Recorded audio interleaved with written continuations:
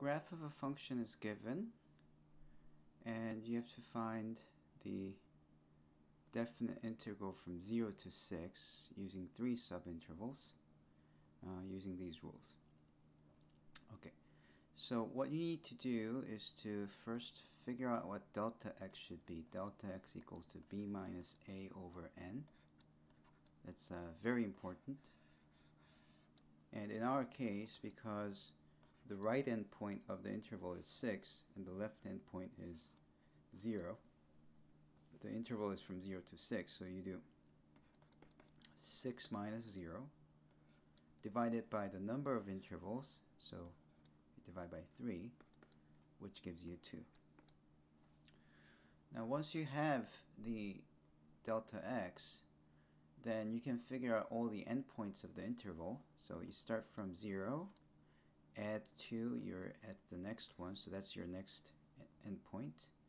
2 plus 2 gives you 4, 4 plus 2 gives you 6. So these are your endpoints, and we can now proceed to calculate. So first, what's the left endpoint? Well, the left sum is for each interval so for example over here, if you choose an interval, you use the left endpoint's value, this value here, to construct a rectangular column, and use that area as the approximation to the integral over this interval.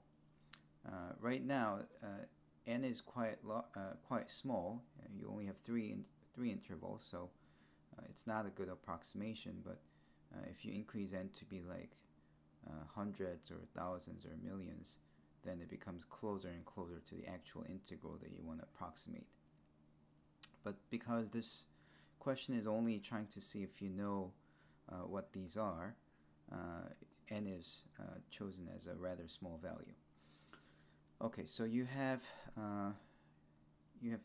to use the value at 2 for this interval. For this interval, you should be using this.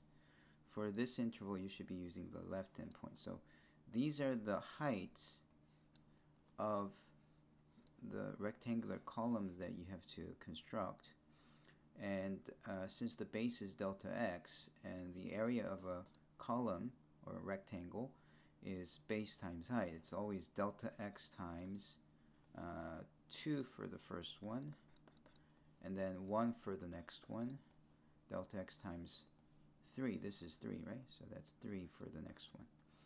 And I only had to write delta x once because of the distributed property. If you expand it, it really does become base times height, base times height, base times height, right?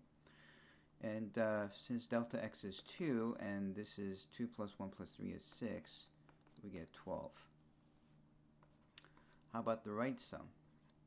Well, for the right sum, at each interval we use the right endpoint. So from 0 to 2 interval we use this value. So in this case it will be delta x times 1 for the first interval, and then 3 for the second interval. And then for the last interval you use the value at 6, and as you can see it's going down, so it's really negative 1, right? So you add this, and since delta x is 2 and this is 3, you end up with 6. Okay.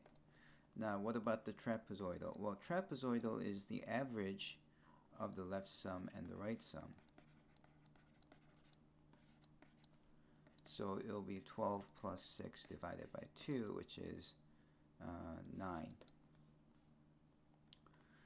And then finally, the midpoint rule is delta x times, instead of using left endpoints or right endpoints, you use the midpoint values. So we're going to use the values at midpoints. So let me choose a color here. Let's use green. Okay, so as you can see over here, the midpoint value for the first interval is 2. The midpoint value for the second interval is negative 1. The midpoint value for the third interval is again negative 1. So it's delta x times 2 plus negative 1 plus negative 1, which is 2 times 0, which is just 0. Okay, so that's how you compute these approximations.